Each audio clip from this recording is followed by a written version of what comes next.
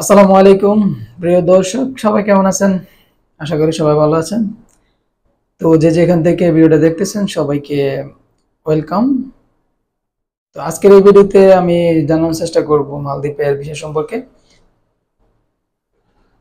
তো অনেকেই জানতে চাইছেন যে মালদ্বীপের এখন বিষয় যেহেতু 6 লাখ বা 5 লাখ যে যেখান থেকে নেয়, যে ভাই আমরা 6 লাখ টাকা দিয়ে আমাকে বলছে যে ওইখানে নিয়ে তারপর রিসোর্টের চাকরি দেবে বা এরকম কিছু। তা এটা সত্য কিনা বা কতটা আসলে যুক্তিসঙ্গত এই কথাটা আসলে বানানো কথা কিনা সে ব্যাপারে বিস্তারিত আলোচনা করব। চলুন ভিডিওটা শুরু করা যাক।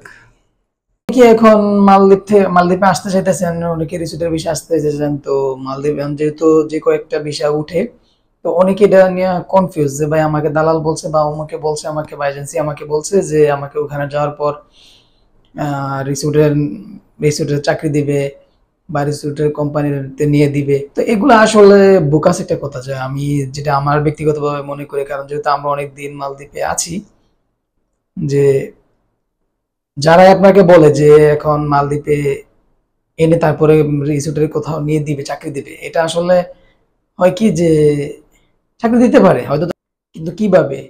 আপনি রিসিটা আসলে যে ফেসিলিটিটা আপনি যে রিসোর্টের কোম্পানিগুলোতে যদি আসেন, ডিরেক্টলি আসেন ওই কোম্পানিতে, তাহলে যে ফেসিলিটি আপনারা পাবেন। কিন্তু এভাবে এখন যারা যেভাবে বলতেছে যে 6 লাখ টাকা দিয়ে আপনার রিসোর্টে চাকরি দিবে, চাকরি দিতে পারে, কিন্তু আপনি ওই ফেসিলিটি পাবেন না, ভালো একটা স্যালারি পাবেন না, যেটাকে আমরা এই দেশে আমরা ক্যাজুয়াল বলি। অনেকে হয়তো বুঝতে পারছেন যে থার্ড পার্টি যেটাকে বলা হয়, থার্ড পার্টি যেটাকে বলা হয়, যে আপনাকে এখানে কন্ট্রাক্ট হিসাবে যে 3 মাস বা 4 মাস বা 6 মাসের 6 মাসের জন্য রিসোর্টে কাজে আনবে। যেমন একটা কাজে, যেমন গার্ডেনে বা অন্য কোথাও একটা ডিপার্টমেন্টে আপনাকে কাজ দিতে পারে, কিন্তু সেটা সীমিত সময়ের জন্য। কিন্তু আপনি যদি রিসোর্টের নামে আসতে পারেন, তাহলে কিন্তু আপনি সব ফেসিলিটি পাবেন। একটা রিসোর্ট যতদিন আছে থাকবে ততদিন আপনিও থাকতে পারবেন, যদি কোনো সমস্যা না হয়। তো ডিফারেন্সটা হচ্ছে এতটুকুই, যে আপনি এখানে আসার পর বলবে যে চাকরি দিবে, চাকরি দিতে পারে, কিন্তু কাজ কাজ তো পাবেন, কিন্তু কথা হচ্ছে যে স্যালারিটা, যে আপনার কোম্পানির লোকেরা যে স্যালারিটা পাবে ওইটা আপনারা পাবেন না। তো এগুলো আসলে বোকাস কথা বলতে, আপনারা যারাই এসব বিষয়ে আসতে চান একটু ভেবে চিন্তে আসার চেষ্টা করবেন। আর মালদ্বীপে এখন যদি আপনারা ফ্রি ভিসা যারা আসতে চান, তারা ভেবে চিন্তে, খুব ভেবে চিন্তে আসার চেষ্টা করবেন। যদি পরিচিত কেউ না থাকে বা চাকরির কোথাও মিল কেউ করে দিতে না পারে, তাহলে আপনারা না আসাটাই বেটার হবে, কারণ ফ্রি ভিসাতে আসার পর আপনার চাকরি পাওয়াটা খুবই এখন ডিফিকাল্ট। আর এই ভিসা নামক আসলেও কিন্তু সরকারি যে এখন একটা চলমান, তারা লোক ধরতেছে ফ্রি ভিসা, তারপরে আপনার অবৈধ সবকিছুই ধরে।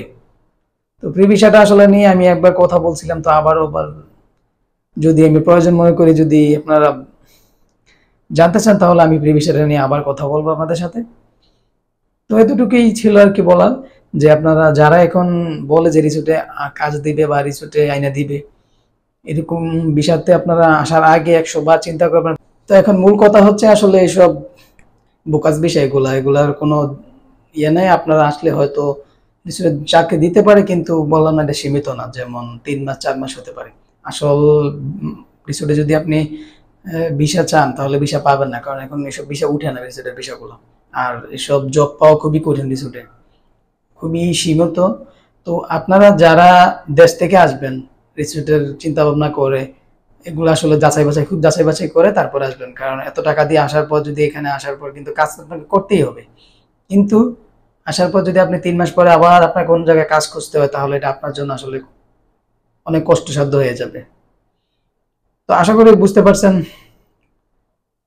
তো ভালো থাকবেন, সুস্থ থাকবেন, দেখাবো অনেক নতুন ভিডিওতে। আল্লাহ হাফেজ।